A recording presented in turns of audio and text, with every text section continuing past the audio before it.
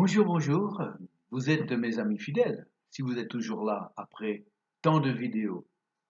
C'est vrai que quand nous avons commencé, on était quand même très nombreux et progressivement, c'est comme ça que ça se passe. On retrouve finalement ceux qui peut-être ont bien compris le message et l'importance des choses que nous partageons ensemble. En tout cas, vous êtes là. Moi, je suis là aussi. Bienvenue chez moi. Bienvenue à cette nouvelle étude. Non, non, c'est pas vraiment une étude. C'est un moment de partage des réflexions que je me permets sur les différents versets qui nous parlent de découvrir le cœur du Père. Aujourd'hui, nous sommes toujours dans Jean 5, un chapitre tellement riche par rapport au Père. Jean 5, rappelons-nous de cela. Quand on arrive à Jean 5, eh bien, focalisons-nous sur le Père. Jean 5, verset 36 aujourd'hui. C'est un verset qui a toute son importance pour moi. Jésus qui parle, évidemment. Moi, j'ai un témoignage plus grand que celui de Jean. Bon, sans discussion. Car les œuvres que le Père m'a donné d'accomplir, ces œuvres mêmes que je fais, témoignent de moi que c'est le Père qui m'a envoyé. Ah, il faut suivre un peu la pensée de Jésus ici. Il fait des œuvres. Ces œuvres vont témoigner pour ou contre lui. Et ces œuvres, en fait, vont révéler est-ce que c'est bien le Père qui l'a envoyé ou est-ce qu'il fait son truc à lui par ambition, par talent, par désir de se faire une renommée. Et Jésus nous parle d'un Père qui témoigne à travers les œuvres. Intéressant comme pensée. Ça veut dire que les choses que je fais, les choses dans lesquelles je suis impliqué, pour Dieu, est-ce que dans ces choses-là, dans ces œuvres-là, y a-t-il un témoignage du Père? Comme quoi c'est bien lui qui m'a envoyé, qui nous a envoyés. La question, elle est là. Et elle soulève cette question fondamentale pour moi. Je reviens dessus de temps en temps, tellement qu'elle est importante. C'est faisons-nous un travail pour Dieu ou un travail avec Dieu? Est-ce que l'œuvre que nous faisons, c'est une œuvre que nous faisons pour Dieu, par, par fidélité, par bonnes intentions, ou bien même par désir d'une carrière religieuse? Ça aussi, dans certaines régions de France, on peut se faire une carrière dans la religion. Ou bien est-ce que ce qui se passe, il y a des éléments dans ce qui se passe qui témoignent que c'est vraiment le Père qui est à l'origine et qui accompagne cette œuvre. Ça vient de lui. Alors, je vous en ai déjà parlé, nous avons dans notre assemblée des artistes peintres et à différents moments, visite chez eux, je vois des tableaux qui sont en cours de réalisation. Parfois, c'est vraiment le tout début avec la toile. D'autres fois, on arrive vraiment à la fin et toujours la dernière touche que les artistes peintres mettent sur leur tableau, c'est leur signature. Ils veulent que ce tableau soit reconnu comme étant l'œuvre à eux. Ils ont raison. Ils ont raison. La signature est quelque chose de très important. Elle porte du poids. Si vous avez sur un tableau dans votre grenier un tableau, vieux tableau qui est là depuis des années, que vous avez hérité sans jamais trop prêter attention. Et puis un jour, il y a un expert qui arrive et qui découvre ce tableau et dit, mais regarde la signature, c'est c'est un chef-d'œuvre d'un grand maître peintre. Il vaut une fortune. Vous voyez, c'est la signature que porte un tableau qui va finalement décider la valeur d'une chose. C'est comme quand je fais un chèque. Je peux me faire un chèque pour 100 euros ou peux-je rajouter d'autres zéros pour que je lui donne beaucoup plus d'importance, mais ce chèque est sans valeur s'il ne porte pas ma signature.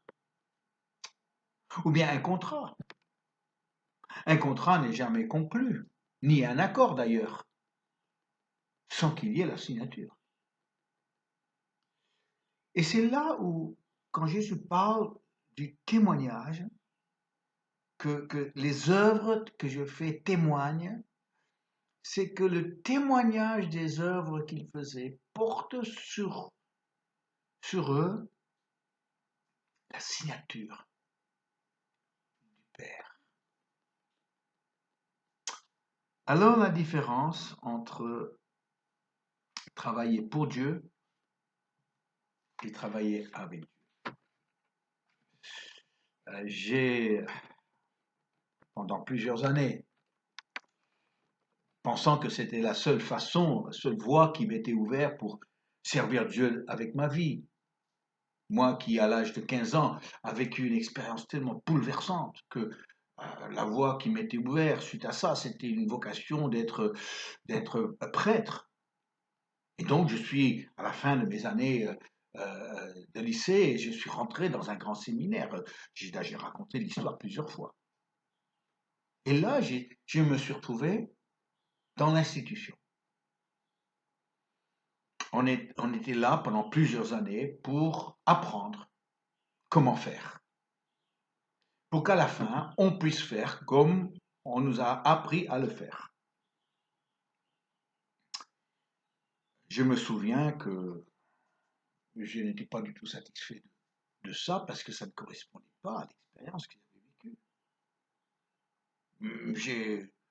J'ai participé, j'ai fait ça sérieusement pendant 2 ans, mais ce problème, c'était que le soir, j'attendais le couvre-feu pour m'évader dans les champs, pour retrouver ce Dieu qui avait envahi ma vie d'adolescent. J'étais parti pour être un serviteur de l'institution pour Dieu. Et tout ce qu'on faisait était motivé par ça. On était tous croyants en Dieu, il n'y avait pas d'athée. On était tous là motivés de consacrer notre vie pour Dieu. Mais il manquait quelque chose. Et ce qu'il manquait, c'était la dimension Dieu avec nous. Cette dimension que nous ne travaillons pas pour Dieu, mais que dans ce que nous faisons, dans l'œuvre que nous accomplissons, dans lesquelles nous étions impliqués, il porterait la signature de Dieu. Alors, après 2 ans de ça, j'ai quitté le séminaire et je cherchais, mais je ne savais pas trop ce que je cherchais. Mais par la suite, combien Dieu est délicat avec nous. Il m'a conduit à rencontrer des personnes, je croyais que j'étais le seul au monde qui pensait comme ça. Et j'ai découvert des chrétiens qui n'étaient pas institutionnels, des chrétiens qui cherchaient de l'authenticité, des chrétiens qui cherchaient le témoignage de Dieu dans ce qu'ils vivaient. Et très vite, j'ai compris, j'ai dit, oh là là, j'ai connu que faire une œuvre pour Dieu. Mais maintenant, je veux être avec un Dieu agissant, avec un Dieu qui se manifeste, avec un Dieu qui signe. Vous savez, on parle de l'empreinte digitale. Quand il y a un meurtre, les policiers relèvent toutes les empreintes digitales pour savoir qui était là, qui était là. Mais savez-vous que quand Dieu s'implique dans une œuvre, il laisse son empreinte digitale partout. On le voit. On peut le repérer, on peut le découvrir. Il est là. Il est là. On peut finalement arriver à la conclusion que dans cette œuvre-là, Dieu a mis ses mains dessus. Il est présent. Alors je parle de quoi? Je ne parle pas forcément de résurrection, je ne parle pas forcément des choses spectaculaires qui tapent l'œil et qui enthousiasment des gens qui sont sans réflexion. Je parle de tout cet ensemble de choses qui prises ensemble, nous disent, ben, ça c'est une œuvre de Dieu, pas une œuvre des hommes. Parce que quand c'est une œuvre des hommes, la seule signature que cette œuvre porte, c'est l'œuvre de l'homme qui l'a accomplie. Mais derrière, c'était un homme peut-être talentueux, un homme d'expérience, mais c'était quand même un homme. C'est les portes qui s'ouvrent. C'est les gens qui arrivent d'une façon tout à fait imprévisible. C'est ces clins d'œil qu'on dit, mais des clins d'œil, mais énormes. On appelle ça des coïncidences. C'est pas des coïncidences. C'est des finances qui arrivent, qui tombent de je ne sais d'où. Ça peut être une période de croissance qui est inexplicable. Pourquoi? Ben parce qu'on fait la chose qu'on a toujours fait. Et c'est cette notion que Dieu a laissé ses empreintes digitales sur cette œuvre-là. Et on s'en réjouit profondément. Moi, chers amis, je cherche ça.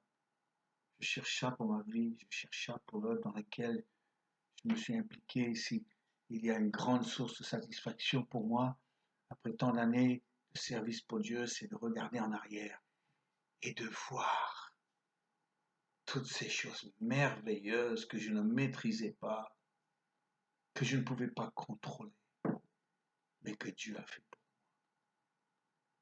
Quand je passe le film de tout ce que j'ai vécu, au bout, dans la générique, il n'y a qu'un seul nom,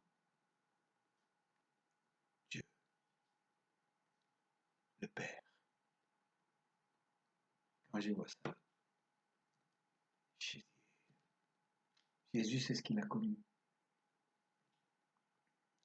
Et le Fils, F majuscule, qui a connu ça, ouvre la voie pour les fils, F minuscule, de connaître cette même empreinte, ce même témoignage, cette même signature du Père sur l'œuvre que nous entreprenons. Et je suis tellement sensible par rapport à ça. Je ne veux pas une vie d'église que je maîtrise. Je ne veux pas des cultes qui se déroulent de façon totalement prévisible. Je ne veux pas simplement être un gérant, un entrepreneur pour Dieu. Je veux être un aventurier avec lui pour découvrir des terres nouvelles qu'il va m'ouvrir. Et cette aventure, je découvre que beaucoup de gens veulent la vivre avec moi. J'espère que c'est ton cas, cher ami. Et si c'est ton cas, tu as la possibilité de te manifester auprès de moi. Mon adresse email est en introduction de cette vidéo YouTube. Si vous voulez les textes de ces réflexions, envoyez-moi un email. Vous allez trouver mon téléphone, mon numéro de téléphone sur mon site vincent-esterman.eclablog.com. Merci d'avoir partagé ce moment, je dirais intense pour moi, tellement que ce que je vous ai partagé est important dans ma vie et depuis toujours. Alors j'aimerais juste honorer le Père avant de vous quitter. Aujourd'hui, avec ce chant qu'on commence à connaître, je crois. Oh mon Père, reçois toute ma reconnaissance. Oh mon Père, tu m'émerveilles par ta présence, par ta main puissante et ton amour si grand, combien tu comptes pour moi, ô mon Père, reçois toute ma reconnaissance. Ô mon Père, tu m'émerveilles par ta présence, par ta main puissante et ton amour si grand, combien tu comptes pour moi, ô mon Père. Vous voulez prier avec moi?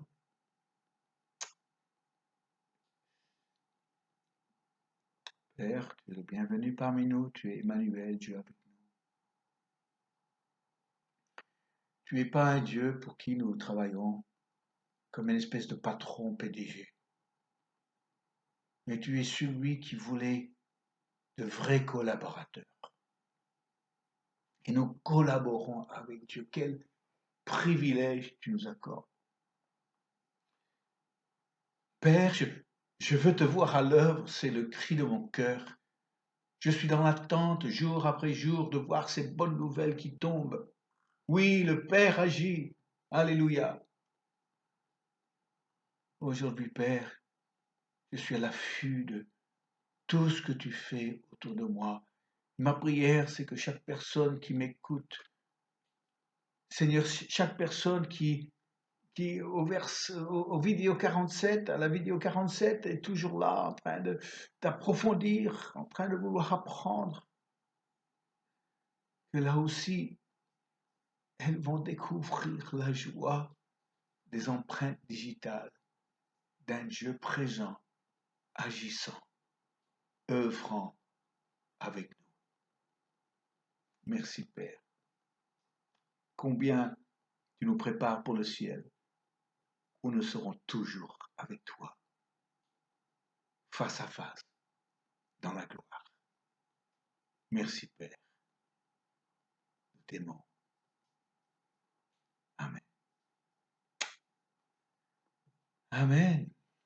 Alors qu'est-ce qui va encore vous arriver aujourd'hui? Passionnant de savoir que Dieu agit,